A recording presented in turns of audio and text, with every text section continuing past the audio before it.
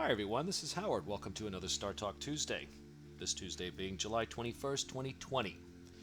Now, we've had a pretty interesting week.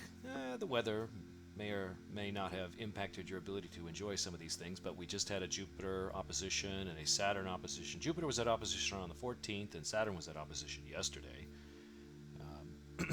This means that when planets are at opposition relative to the Earth, it just means that they're directly opposite the Sun with the Earth right in between. And since you could see Jupiter and Saturn are relatively close in the sky, or you may have seen that in the sky, and you'll know that as the Earth moves in its inner orbit, it first lines up with Jupiter, and then about a week later it lined up with Saturn. Well, this week we've got some interesting things making the news. Number one, I think the most exciting astronomical object in the sky that's getting all the buzz, and they certainly do when they perform, and that's NEOWISE. NEOWISE is a celestial chunk of ice. It's a piece of the solar system that has been moving into the inner part of the solar system, and as it does so, like a chunk of dry ice left on your kitchen counter, it sublimates it, meaning it doesn't melt into a liquid. What it does is it turns into a gas, and of course the sun's energy charged particles pushing outward, creating what we call the solar wind. That wind pushes that tail, or that gas, into a long tail, and that's the familiar view of comets, at least the ones that we want to see. And every time, comets come and they go, and we typically keep our fingers crossed, and they don't usually live up to expectation, very often don't. But NEOWISE seems to be an exception to that, that it is living up to expectation, at least for the moment, and that is that it's a naked eye object. As long as it's dark enough and your field of view isn't obscured by objects, and the weather, the atmospheric conditions are right, then it's bright enough to see with a naked eye. But binoculars will be your best friend. In any case, NEOWISE is up in the sky, and of course then after comets go, they leave behind things that frequently will impact our sky as well, called meteor showers. So we've got one of those, Delta Aquirids, to show you, and maybe a few targets of opportunity up there in the sky. So let's go ahead and get accelerated into our evening. There we go. I'm going to go ahead and shift our view over here to the west. Makes it easier for me to stop this on time. There we go. Should have thought of this months ago. So there goes the sun, and there's the moon trailing behind. Maybe I should have let it go just for a little bit longer. There we go. The moon is trailing behind it, which means, this is a good thing, that means the moon is close to the sun, which means when it's dark at night, you know the moon isn't close by. It means it's going to be dark for the evening, and so things like meteor showers and comets will look their best. So let's get this to right around 9 o'clock, which is in about another 10 minutes. There we go. Ooh, look at that satellite going by. And 9 o'clock. There we go. We'll stop right there. Okay, so we're looking into the northwest. You can clearly see there's its marker. We got some meteors showing up. Perhaps I have them set up too high. Any case, NEOWISE. So we're looking to the northwest, and you could still see the glow of the sun. There it is today. And I want you to see what's going to happen. I'm going to change the date, just so you could see tonight. This is where it is tonight. You can see where it's going to be over the next few days. So I'm going to go ahead and click. It's always going to be at 9:02 right there. So let's go ahead and click the days. The 22nd. You can see the moon will be up there. The 23rd, the 24th, the 25th, and you can see it's just simply moving higher up into the sky, now almost parallel with the Big Dipper. And so as the passing days go by, it will stay up higher, meaning it will get darker, and then you'll be able to, because the sun will be able to go lower, and you'll still be able to see the comet, assuming that it's still putting on a pretty good show. It is moving further away from the sun, so its gassy outputs are more unlikely to decrease rather than increase over time, but you never know. Like I said, these things, it's like rolling the dice sometimes. So let's go ahead and bring this back to the 21st. There we go. So as we see, you can expect to see a tail like this, of course, pointing away from, well, there's the sun right over there. So that tail will be pointing away. And you can see faintly in the background, of course, way off in space. Stellarium always likes to remind us of all the things we can't see that are out there in distant space, just to remind you that space is big and full of stuff. Okay, so NEOWISE tonight and over the next few nights, certainly we get a we'll be treated to a pretty good view, assuming the weather is nice to us. So let's go ahead and twist our view. Let's go all the way back around this way. And there we see, oh, there's our familiar summer triangle coming up, made up of the alpha stars of those three respective constellations, Altair and Aquila the Eagle, Vega and Lyra the Harp, and Deneb and Cygnus the Swan. Those three stars make up our beautiful summer triangle.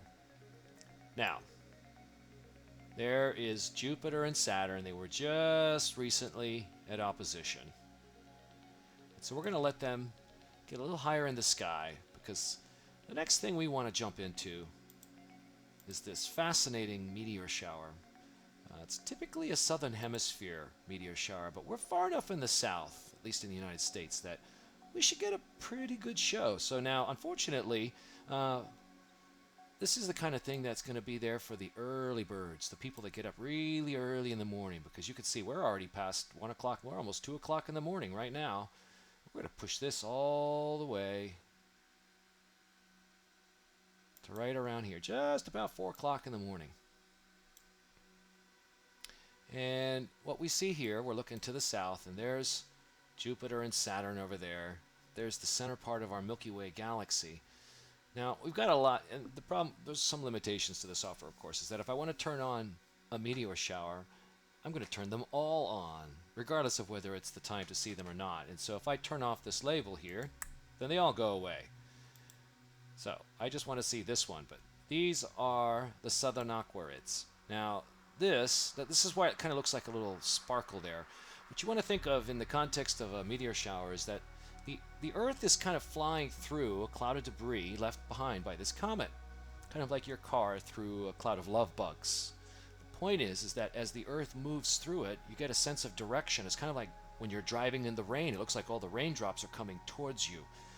So as the Earth moves through space and we move through a meteor shower, you see all these particles. During a meteor shower, in this case, it kind of gives you a sense of motion as the Earth plows through space at around 67,000 miles an hour. So in the context of these meteor showers, there is a radiant. How this works is you can think of this as the center of a spoked wheel. And the spokes stretch off into the sky, out from that very center. That's what we call the radiant. And what we call a meteor shower relative to this, a meteor you'll see as a streak somewhere along one of those spokes, somewhere close to the radiant or somewhere far away from the radiant, a distant part of the sky.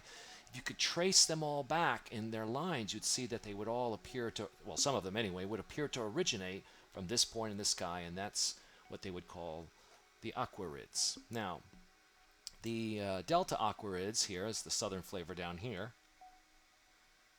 The Aquirids are the result of a comet called Mach-Holtz. Now, this is an interesting thing, and I don't want to go too deeply into this, but there's a type of comet called sun grazers, and these are chunks of ice, like NEOWISE, that come from different distant parts of the solar system.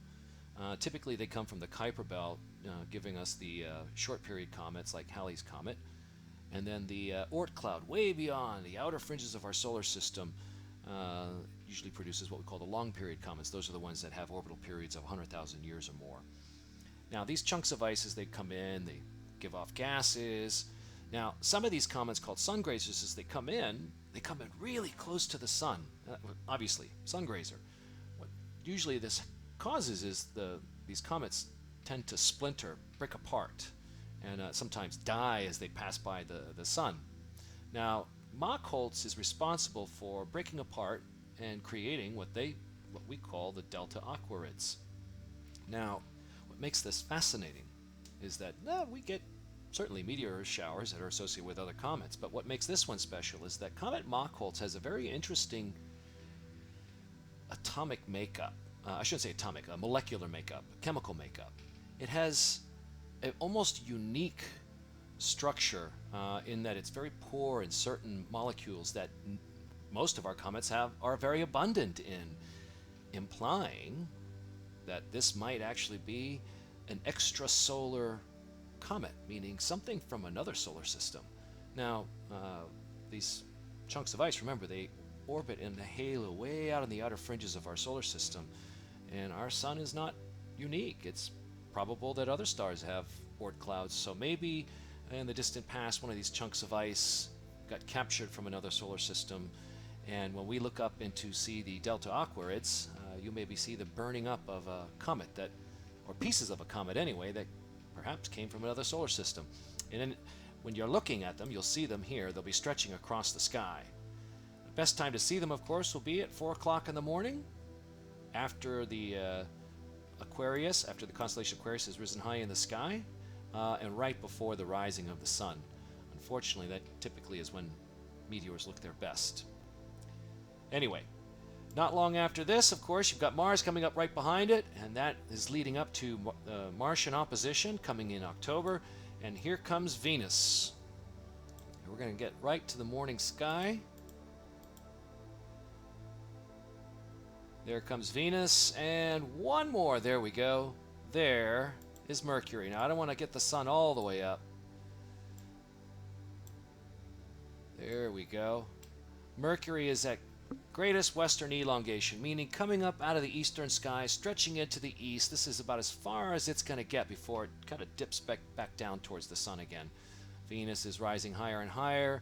And for all those Orion zealots out there, of course, you can clearly see Orion is now far enough away from the sun, meaning that with each day, Orion will rise earlier and earlier, putting more and more distance between it and the sun. Of course, this is due to the motion of the Earth, but at some point, Orion will be coming up here out of the eastern sky, not at 6 o'clock in the morning, but at 9 o'clock in the evening, because the Earth has moved to the other side of the sun.